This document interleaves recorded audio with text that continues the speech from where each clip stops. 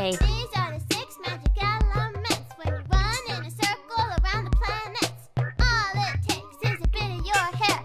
Change earth into ice, fire into air. Woo!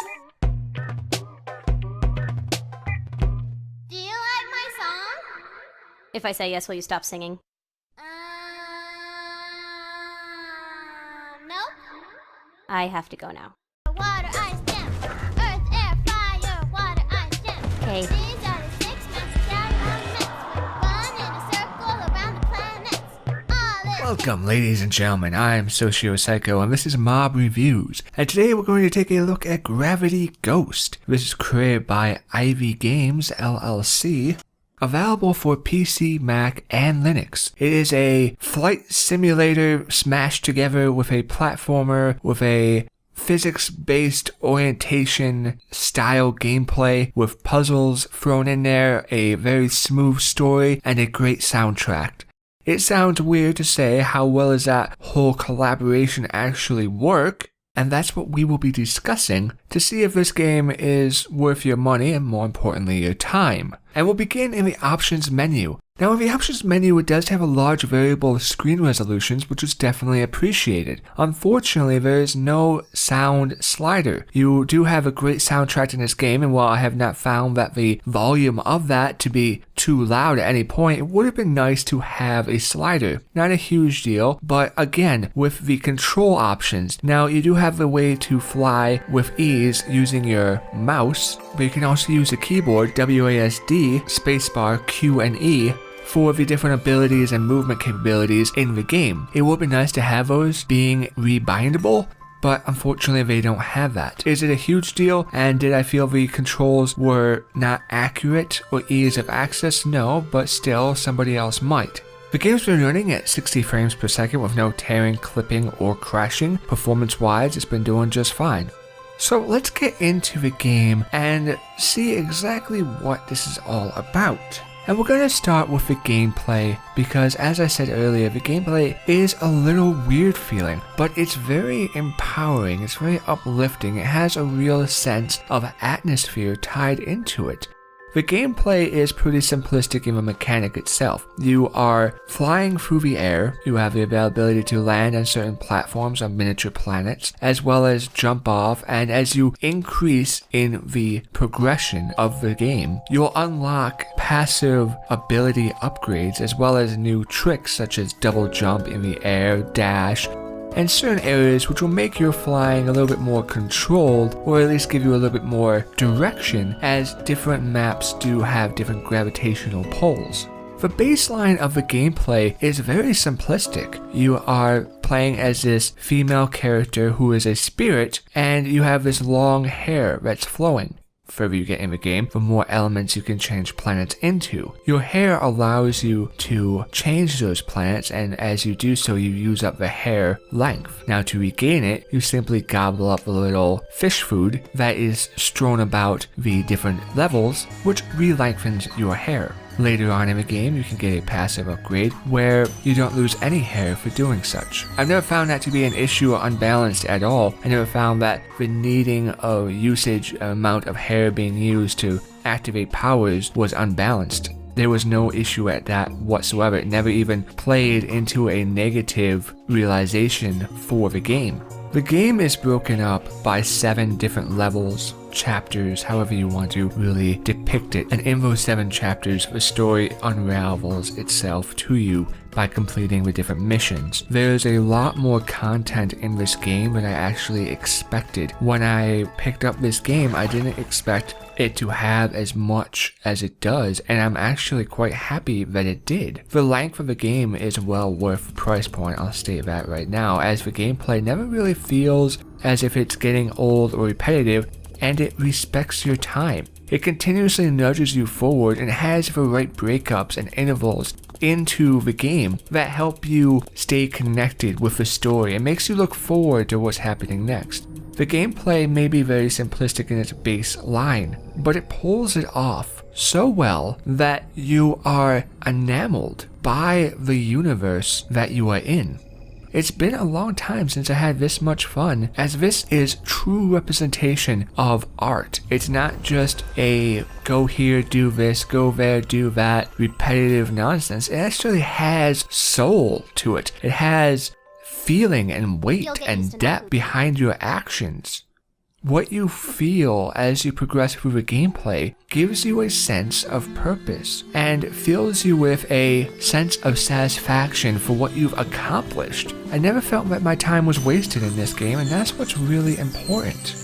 And that comes down to the level design, because while the game may be basic in how it interacts with the world, it's the different styles and levels that you face that offer even the most slight variation or drastic variation really change up how you interact with these different levels. The gravitational pulls in different levels, the different elements of planets, either a bunch of tiny miniature planets or large planets, it has a weight. Now this tied in not only into a variation of how the different worlds affect your flying capability, but also the visualization and the input as you progress forward through the game of new styles of levels. As you progress through the game, you'll find new mechanics, new planets that will do different things, new gravitational pulls, new nuances. Now it doesn't get harder as the game progresses forward.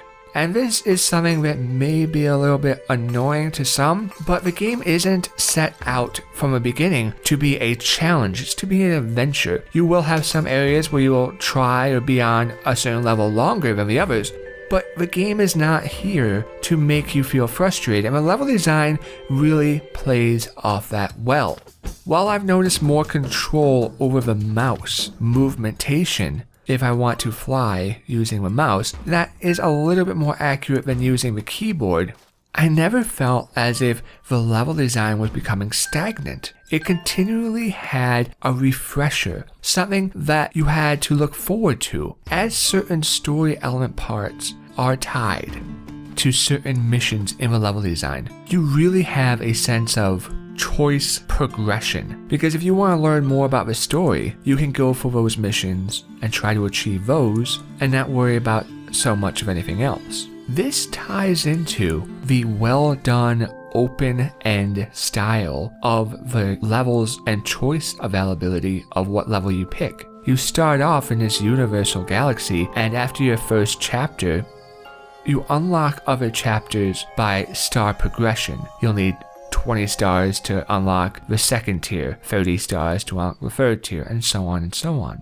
But you gain stars pretty easily and pretty rapidly, as every single mission will allow you to gain a star. This allows you to open up other levels relatively fast. And so you don't have to go tier 1, tier 2, tier 3 straight in a line. Once you gain enough stars, the rest of the world opens up to you. And if you want to skip an area or come back to an area, that is a choice that's given to you. I really appreciate the open-ended level design as well as the atmosphere that ties in with it.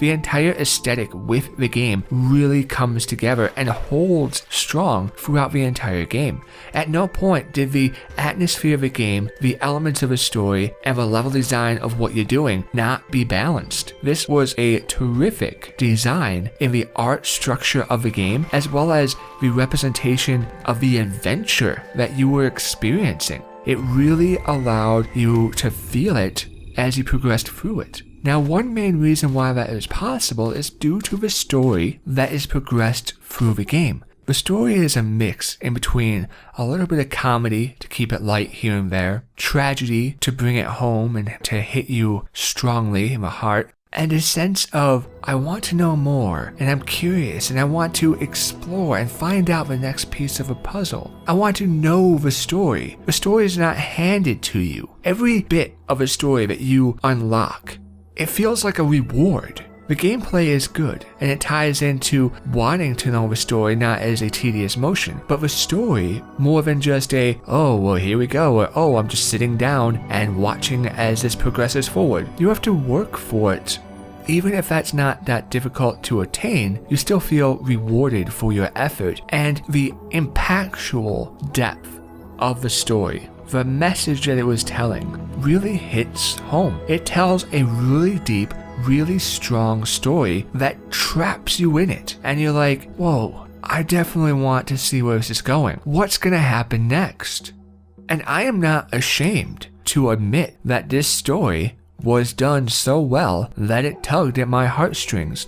I'm not going to spoil anything at all, but I will tell you at the end of the story, I shed a man tear because it was so beautifully well done and so captivating, and I didn't feel as if I was on the outside looking in. I felt that I was part of the story, that what I experienced was as if I was part of the family in the story itself.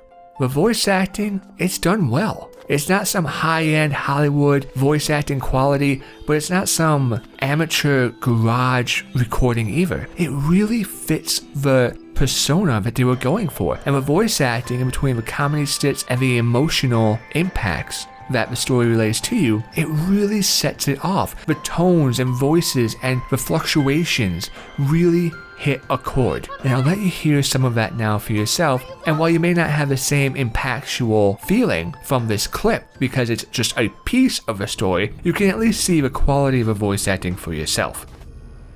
His name is Boy. This cat is ugly.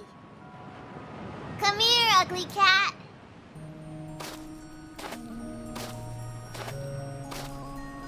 Look at me. I'm a rich lady.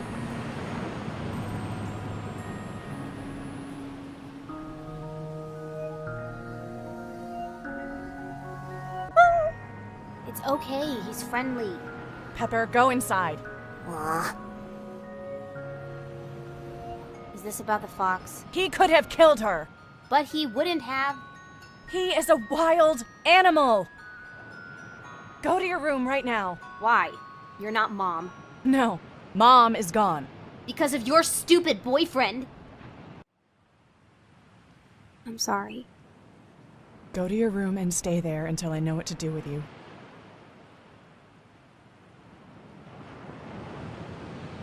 You go to your room too, wherever that is. So at the end of the day, we are left with a game that has very simplistic gameplay style. You fly around, your hair can change colors, it's very artistically beautiful, and the story is very enriched and goes hand in hand. The atmosphere, the gameplay, the story, the aesthetics, the mechanics, they all work together. They don't contradict each other. There isn't a, well, that doesn't make sense, or why would I do this, or this doesn't have solidable gameplay. Everything comes together just right in order to create an experience that is a mixture between a captivating gameplay and true art. This game I highly enjoyed, and it's definitely nice when a game reaches inside and makes you feel by tugging on your emotional heartstrings or some variation. This game, Gravity Ghost, is a easy recommend, and no doubt will be of my top 10 2015 indie games when that time arrives. It's that good. So thank you, ladies and gentlemen, for listening and watching. I've been SocioPsycho, and this has been Mob Reviews. I hope this has been helpful to you, and I'll see you next time.